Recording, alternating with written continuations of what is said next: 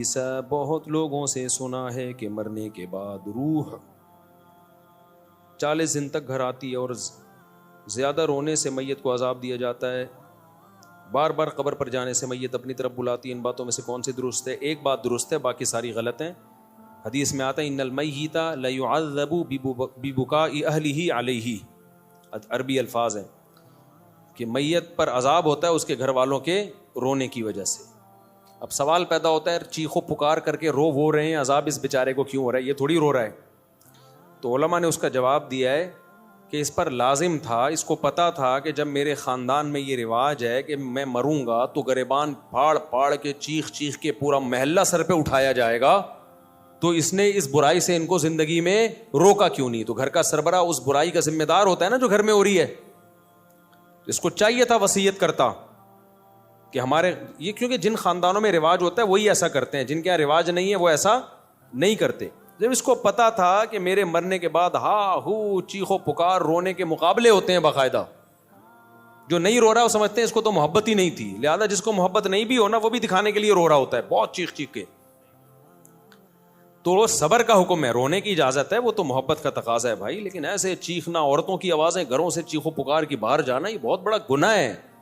اس پہ اتنی شدید وعیدیں ہیں، یہ اسلام میں جائز نہیں ہے. تو اس کو پتا تھا میرے خاندان میں یہ رواج ہے، تو نے وصیت کیوں نہیں کی؟ ان کو روکا کیوں نہیں کہ میرے مرنے کے بعد یہ حرکتیں نہیں ہوں گی؟ تو ایسی صورت میں اس کو بھی عذاب ہوگا جب کوئی روئے گا، کیونکہ اس گناہ کا ذمہ دار یہ بھی ہے. ان المیت لیعذب ببکاء اہلہ.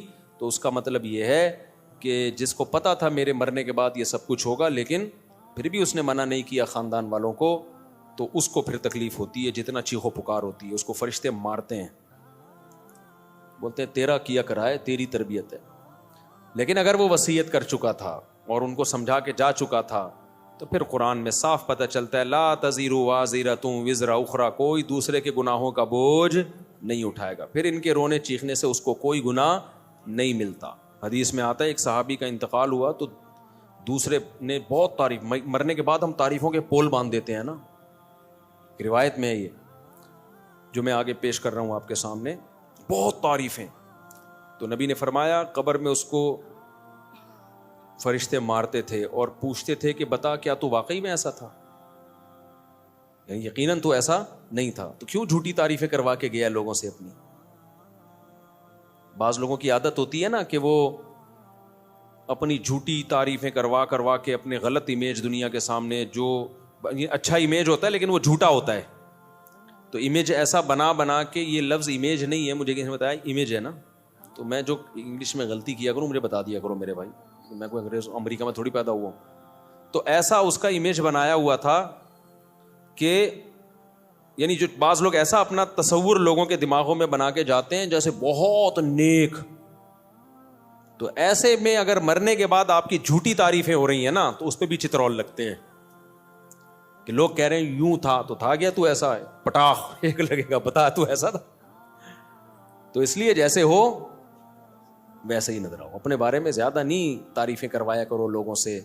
ہاں جو نعمتیں اللہ نے دی ہیں اس کا اظہار کرنے میں کوئی حرج نہیں ہے. بھائی غیر مسلم اگر خوبصورت ہے تو دیکھنے میں اچھا لگے گا، تو اس کا تو، اور مسلمان تہجد گزار بدصورت ہے تو دیکھنے میں اچھا نہیں لگے گا. تو اچھا لگنے کا تعلق مسلم یا غیر مسلم سے نہیں ہے، اگلے کی پرسنالٹی سے ہے. ہاں اعمال کے لحاظ سے اگر اچھا لگ رہا ہے پھر غلط ہے، اعمال کے لحاظ سے کافر اچھا نہیں ہو سکتا. تبھی ہم کہتے ہیں کافر کی خوبیوں کو بیان کیا کرو کہ بھئی ان لوگوں میں یہ خوبی، لیکن یہ کہنا کہ وہ مسلمانوں سے اچھے ہیں یہ زیادتی ہے بھائی. مسلمانوں سے اچھے کیسے ہو گئے؟ جو خدا کا انکار کرے اور جو خدا کو مانے دونوں برابر ہو سکتے ہیں؟ ایک اللہ کو مانتے ہیں، اللہ کے پیغمبروں کو، اللہ کی کتابوں کو مانتے ہیں، دوسرا مانتا ہی نہیں ہے، وہ کہتے ہیں میں خود بخود بناؤں. تو اپنے خدا کا انکار کر دیا اللہ کا، تو مسلمان سے اچھا. اگر وہ اچھے ہوتے تو اللہ مسلمانوں کو جہنم میں بھیجتا، پھر ان کو جنت میں بھیجتا. ہاں یہ کہنا درست ہے کہ ان چیزوں میں وہ مسلمانوں سے اچھے ہیں، اور سب مسلمانوں سے بھی نہیں، خاص جیسے پاکستانی مسلمانوں سے امریکی مسلمان کرپٹ نہ ہونے میں اچھے ہیں. جاپانی مسلمان پاکستانی مسلمانوں سے ڈسپلن میں اچھے ہیں، ڈسپلن ان کا بہت اچھا ہے. صفائی ستھرائی میں وہ پاکستانی مسلمانوں سے اچھے ہیں. تو پاکستانی کس چیز میں اچھے ہیں؟ وہ سوچ رہا ہوں ابھی کوئی دماغ میں آئے گا تو بتاؤں گا. تو بیوی سے وفا کرنے میں پاکستانی مسلمان جاپانیوں سے اچھے نہیں, بہت اچھے ہیں, سمجھتے ہو. اور ایک اور چیز رہ گئی, بچے پیدا کرنے میں بھی بہت اچھے. تو چند چیزوں میں تو ہو سکتا ہے, یہ تو کافروں میں بھی تھا نا. نبی صلی اللہ علیہ وسلم نے فرمایا خیارکم فی الجاہلیت خیارکم فی الاسلام, جو زمانے جاہلیت میں کافر اچھے تھے اسلام میں بھی وہی اچھے ہیں. تو اس سے پتہ چلا کافر میں بھی کوئی اچھا ہو سکتا ہے نا. تو یہاں اچھائی سے مراد ہے چند صفات میں اچھائی, غیرت میں, بہادری میں. تو بعض کافر بڑے غیرت مند ہوتے ہیں, بہادر ہوتے ہیں, سخی ہوتے ہیں, تو جب وہ اسلام لاتے ہیں تو وہ بہادری غیرت اور بڑھ جاتی ہے. تو صحابہ کرام زمانے جاہلیت میں سخی تھے, بہادر تھے, رشتہ داری جوڑنے کو اچھا سمجھتے تھے. یہی جب مسلمان ہوئے تو یہ وفا کس کے لیے استعمال ہوئی, پھر نبی کے لیے.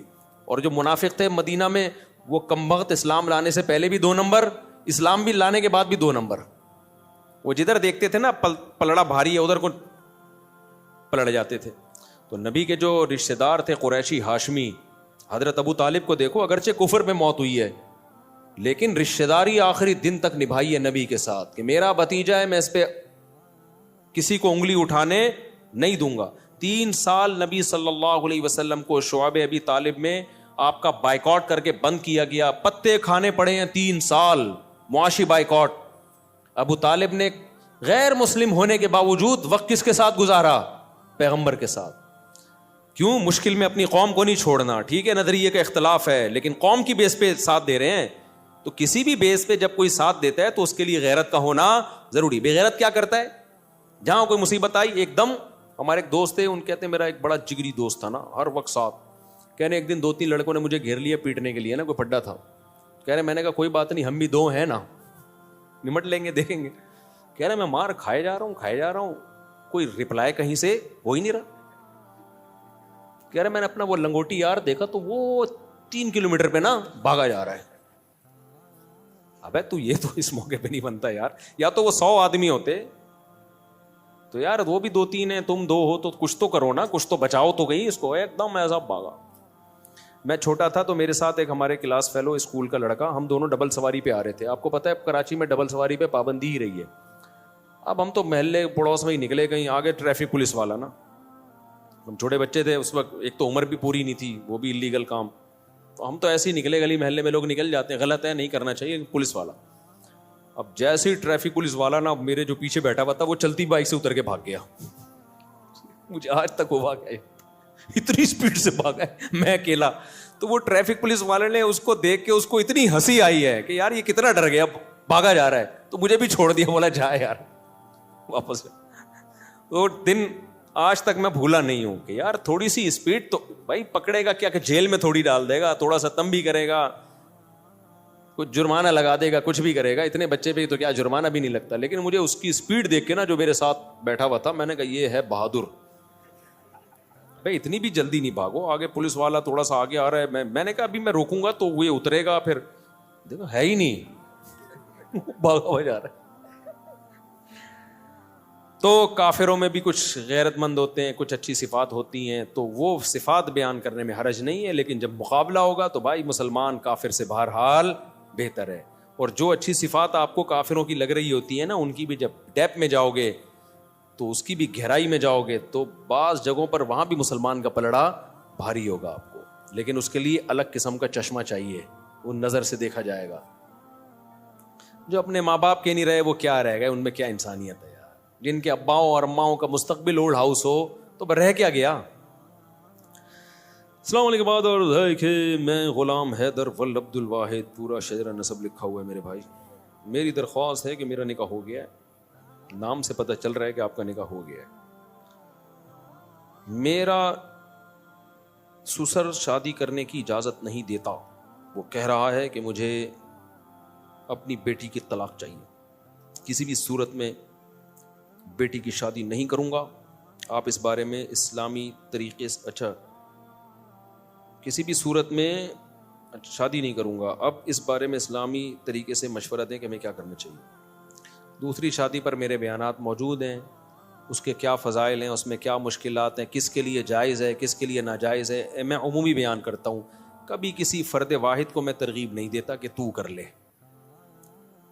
مجھے نہیں پتا کہ اس میں تپڑ ہے یا نہیں ہے. کبھی کسی فرد واحد کو میں ترغیب نہیں دیتا. میں کبھی ان کو نہیں پکڑ کے کہوں گا یار تم نے کیوں نہیں کی, اتنے عرصے سے بیان سن رہے ہو, تم کر لو. یہ میں کبھی بھی نہیں کرتا. حتیٰ کہ میرے دوست احباب میں 40 سال کے لوگ بھی ہیں جو ابھی تک کنوارے ہیں, ان کو بھی میں نے کبھی نہیں کہا تم نے شادی کیوں نہیں کی ہے. وجہ اس کی ہے کہ کسی کے پرسنل معاملات میں ٹانگ اڑانا یہ بہت غلط عادت ہے. میں اگر کسی کو اسپیسیفک کسی فرد کو ترغیب دوں تم دوسری شادی کرو, مجھے نہیں پتا اس کا بیہیویئر پہلی بیوی کے ساتھ کیسا ہے, اس کے حقوق ادا کر بھی رہا ہے کہ نہیں کر رہا. ہو سکتا ہے وہ اس کو لٹکا کے رکھا ہوا ہو اور ہم اس کی 4 شادیاں کراتے پھر رہے ہوں, تو یہ تو ظلم ہو جائے گا نا. اور یہ بھی ممکن ہے حقوق ادا کر رہا ہو, تو یہ تمہاری ٹینشن ہے کہ تم حقوق ادا کر رہے ہو یا ادا نہیں کر رہے. ہم اسلام کا حکم بیان کریں گے جنرلی, افراد کو پکڑ پکڑ کے یوں سمجھانا کہ تو کر تو نہیں کر, یہ نہیں ہوتا. منع تو کیا ہے بہت سے لوگوں کو میں نے کہ تم نہیں کرو, کیونکہ جب مجھے ان کے حالات پتا چلے, انہوں نے آگے مشورہ لیا نا, میں نے کہا تیرے بس کا نہیں ہے بھائی, تیری باتوں سے لگ رہا ہے تیری ٹانگیں ابھی کانپ رہی ہیں, تو نہیں, تیرے بس میں نہیں ہے. تو لیکن کسی فرد کو میں پکڑ کے ترغیب دوں کہ تم کرو, تم نے کیوں نہیں کی, تم, ہاں مذاق میں دوستوں کی محفل میں ایک الگ بات ہوتی ہے, لیکن میں ویسے نارملی کبھی کسی کو ترغیب نہیں دیتا. اب آپ کہہ سکتے ہو چلو دوسری کی آپ کسی فرد کو ترغیب نہیں دے رہے, نہیں دینے کی وجہ سمجھ میں آئی. مجھے کیا پتا یہ پہلی کے ساتھ سنجیدہ ہے بھی یا نہیں ہے. ہو سکتا ہے وہ اس کے پاس ظلم کر رہا ہو, وہ گزارا کر رہی ہو اس کے ساتھ مجبوری میں. اب تو مجبوری میں وہ گزارا کر رہی ہے, تم اس کے اوپر ایک اور بھی لے آؤ, ٹھیک ہے نا, اس کو بھی لٹکا کے چھوڑ دو, تو یہ تو بیڑا غرق ہو جائے گا. مجھے کیا پتا تم برابری کر سکتے ہو یا نہیں کر سکتے, پھر تم کر کہاں رہے ہو. بعض دفعہ آدمی شادی کر رہا ہوتا ہے, بھائی تم اتنی پیسے ہیں نہیں, تم شادی ڈیفینس میں کر رہے ہو, مالدار لڑکی سے کر رہے ہو, تو نہ تو اس کے قابل رہو گے نہ پہلی کے قابل. اس کا تو جیب خرچی 4 لاکھ روپے ہوتی ہے, پاکٹ منی. جو مالدار لڑکی ہے نا, پاکٹ منی ایسے چل رہا ہوتا ہے 4 لاکھ پاکٹ منی. تو غریب آدمی بولے گا میں ٹماٹر بیچ کے 4 لاکھ تیری پاکٹ منی کہاں سے. تو بھائی تم نے کیوں کی ایسی جگہ پہ شادی, اپنی حیثیت دیکھ کے کرو نا. تم وہاں شادی کرو جو 5 روپے پاکٹ منی. ایسا ہوتا نہیں ہے, لیکن ایک مثال دے رہا ہوں میں. تو میں نہیں جانتا کہ بھائی یہ اس قابل ہے یا نہیں ہے کسی شخص. میں فرد واحد کو, متعین فرد کو کبھی ترغیب نہیں دیتا. تو کرے گا خود, جب مسائل کھڑے ہوں گے تو بلی کس پہ ڈال دے گا, مفتی صاحب نے مجھے مشورہ دیا تھا, مفتی صاحب نے بولا تھا. تو بھائی ہم نہیں جانتے آپ کو, ہم تو ایک جنرلی حکم بیان کریں گے کہ جس میں 2 بیویوں میں عدل کی طاقت ہے, دونوں کے حقوق ادا کر سکتا ہے کہ نہیں کر سکتا, یہ خود فیصلہ کرو. اس کو چاہیے کہ کر گزرے اور کر کے بتا دے کہ ہو گئی ہے. باقی کس میں طاقت ہے کس میں نہیں ہے یہ آپ نے فیصلہ کرنا ہے, یہ میں نے فیصلہ نہیں کرنا.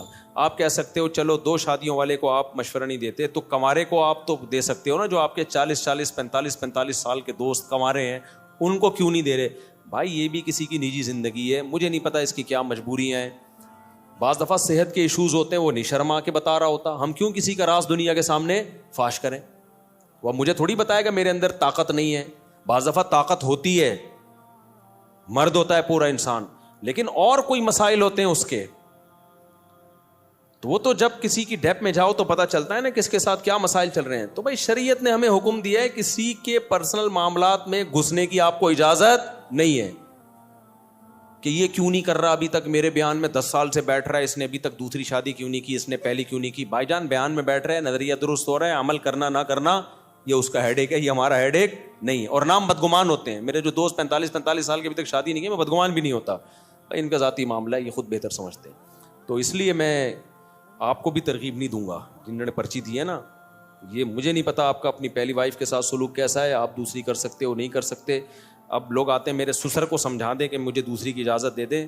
سسر کبھی اجازت نہیں دیتا, اور سسر سے اجازت لے کے کرنے بھی نہیں چاہیے, کیونکہ باپ بیٹی کا رشتہ, بہن بھائی کا رشتہ شریعت نے ایسے بنایا ہے کہ اسلام یہ رشتوں کو توڑنا نہیں چاہتا. باپ اگر اجازت دے گا نا لڑکی کا, تو بیٹی کے دل میں کیا آئے گا, مجھ پہ سوکن آئی ہے کس کی وجہ سے, میرے باپ کی وجہ سے. تو اس کا ریلیشن کس سے خراب ہوگا, بولو, باپ سے. اسلام یہ پسند نہیں کرتا. تبھی نبی نے 2 بہنوں سے ہی نکاح کرنے کی اجازت نہیں دی. فرمایا 2 بہنوں سے نکاح کرو گے تو رشتے توڑ دو گے, کیونکہ بہن کی محبت سوکن کی نفرت میں تبدیل ہو جائے گی. سمجھتے ہو گے نہیں سمجھتے؟ تو اسی طرح یہ کہ میرا جو ہے نا سالہ مجھے اجازت دے کہ میں دوسری شادی کروں گا, تو سالہ کبھی اجازت نہیں دے گا.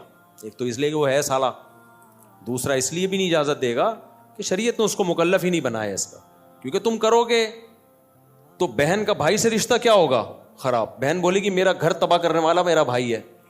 تو اس لیے بھائی یہ سسرال سے پوچھنے کا کام ہے ہی نہیں, تپڑ ہے تو پاس کر ورنہ برداشت کر, یہ کام, اور کرو جب حقوق ادا کرو. تو کون کرے گا کون حقوق ادا نہیں, یہ مجھے نہیں پتا بھائی. اس لیے ہم جنرلی ایک شریعت کا حکم بیان کرتے ہیں. قرآن نے بھی ایک حکم بیان کیا کہ جو 2 بیویوں میں برابری کرے وہ 2 3 4 شادیاں کرے. اللہ نے یہ الگ الگ نام لے کے نہیں بتایا کہ انڈا موڑ پہ فلاں صاحب بھی کریں اور پٹیل پاڑا پہ فلاں صاحب بھی کریں اور ڈیفینس میں فلاں صاحب اور 14ویں صدی میں فلاں فلاں لوگ کریں, اس اسٹیٹس کے لوگ کریں, اس اسٹیٹس کے لوگ نہ کریں. یہ کہیں نہیں ہے, جنرلی حکم دے دیا بھائی جو ان قواعد پہ پورا اترتا ہے, ترغیب دے دی کرے, کیونکہ بیوہ طلاق یافتہ عورتیں سوسائٹی میں بہت زیادہ ہیں. تو اس لیے مجھے کبھی بھی یہ میرے پاس, کیونکہ بہت آتے ہیں لوگ, میرے ابا کو سمجھائیں, میرے ماموں کو سمجھائیں, میرے چاچے کو سمجھائیں. میں نے کہا بھائی میں اپنے والوں کو نہیں سمجھا سکا تھا, تمہارے والوں کو کہاں سمجھاؤں گا, اپنے والوں کو کون دوں گا, ہم ان کو نہیں سمجھا پاتے, ہم تمہارے والوں کو بھی ذمہ داری ہم لیں. اور پھر جب پٹو گے تو ہم پہ بلی آئے گی. شادی تم کر رہے ہوگے, بلی کس پہ آئے گی؟ مفتی صاحب نے بولا تھا, مفتی صاحب نے بولا تھا. تو کافی ہو گیا میرا خیال ہے. اور یہاں سے کسی نے کوئی سوال پوچھنا ہو؟ السلام علیکم مفتی صاحب. وعلیکم السلام. میری وائف اوپر ہے, میں آپ سے 2 منٹ بات کرنا چاہتا ہوں اکیلے میں. ابھی کر لیں. میری وائف اوپر, وہ آپ سے ملنا چاہتی ہے, ہم دونوں 2 منٹ لگیں گے سر, 2 منٹ, بہت دن ہو گئے. چلو پھر بیان کے بعد مل لیں. بھائی کو دے دو جلدی سے, بس نمٹاتے ہیں اس کو, ٹائم کم, مقابلہ سخت. صاحب آپ کے کچھ پہلے کے بیانات ہیں کہ جی. آپ نے کہا تھا کہ وہ جب کربلا کا واقعہ ہوا تھا تو پانی بند نہیں ہوا تھا, تو اس پہ بہت سارے کلپ اور حدیثوں کے ریفرنس کیا تھا کہ پانی بند ہوا تھا. اور پھر آپ کے کچھ بیانات وہ تھے کہ جب وہ حضور کی جو گھر والے ہیں اس میں آپ نے کہا تھا گھر والوں میں اہل بیت میں بیویاں آتی ہیں سب سے پہلے, تو حضرت عائشہ اور باقی بیویاں. تو اس میں انہوں نے کہا تھا, ایک روایت پیش کی تھی کہ وہ جب حضور نے چادر تھی تو اس میں حضرت سلمان مباہلے کے لیے نبی صلی اللہ علیہ وسلم گئے تھے, تو چادر میں 5, تو اس سے نا آپ کو یہ کہتے ہیں بعض لوگ, وہ بعض ہیں کہ آپ یہ لوگ جو ہے نا اقراری یعنی انکاری نہیں ہے لیکن اقراری بھی نہیں ہے اہل بیت کے, یعنی اقرار بھی نہیں کرتے صحیح طریقے سے. ہم نے ہرگز انکار نہیں کیا کہ نبی نے مباہلے کے وقت جن افراد کو, جن مقدس ہستیوں کو اپنی چادر میں لیا تھا وہ اہل بیت نہیں ہے. یہ بالکل جھوٹ ہے. ہم ان کو بھی اہل بیت مانتے ہیں اور نبی کی بیویوں کو بھی اہل بیت مانتے ہیں, کیونکہ سورہ حجاب میں اللہ نے نبی کی بیویوں کو اہل بیت کا لقب دیا ہے. اس سے بڑی دلیل کیا ہوگی؟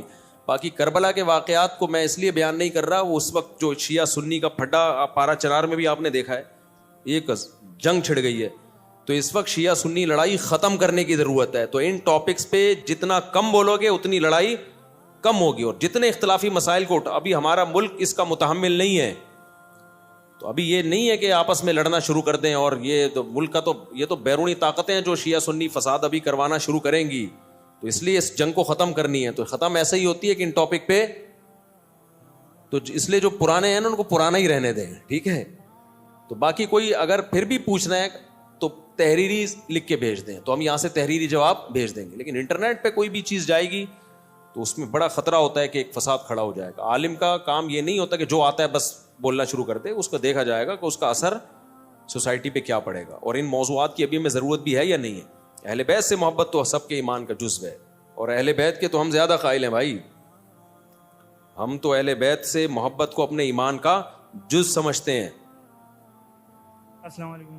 وعلیکم السلام. مفتی صاحب, یہ جب ہم قربانی کرتے ہیں اس کے اندر حقیقہ کر سکتے ہیں؟ مائک کو قریب کرو یار. قربانی جب ہم کرتے ہیں تو اس کے اندر حقیقہ شامل ہاں, عقیقہ بھی کر سکتے ہیں, ایک ہی حصے میں نہیں, ایک ہی گائے میں عقیقے کا حصہ بھی ڈالا جا سکتا ہے اور قربانی کا حصہ بھی ڈالا جا سکتا ہے. یعنی الگ حصہ ہوگا, عقیقے کا الگ ہوگا, قربانی کا الگ ہوگا. اگر کوئی بندہ تشہد کی جگہ فاتحہ یا فاتحہ کے تشہد پڑھ لے سدا صاحب کا کیا, جی ہاں سدا صاحب کرنا پڑے گا اس کو. عمرے کے لیے 3-4 عورتیں جا سکتی ہیں, جن کے کوئی محرم نہیں ہو, نہیں جا سکتی. بھائی محرم کا ہونا ضروری ہے, جوان عورت کے لیے محرم کا ہونا ضروری. بوڑھی عورتیں گروپ میں بھی جا سکتی ہیں.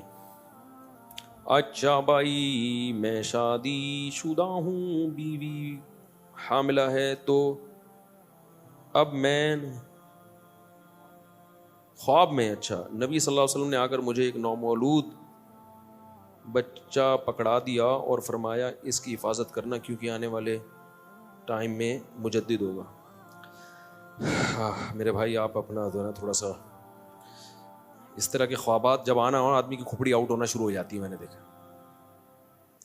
مجھے ابھی کچھ دن پہلے ایک بندہ ملا, پشاور سے آیا ہوں, اور کہنے لگا آپ کے بارے میں مجھے خواب آیا, نبی صلی اللہ علیہ وسلم نے خواب میں آ کے کچھ یہ بتایا کہ یوں کرو آپ کے بارے میں. میں نے کہا السلام علیکم. وعلیکم السلام. سب چیک. اگلا بھائی چلو بھائی.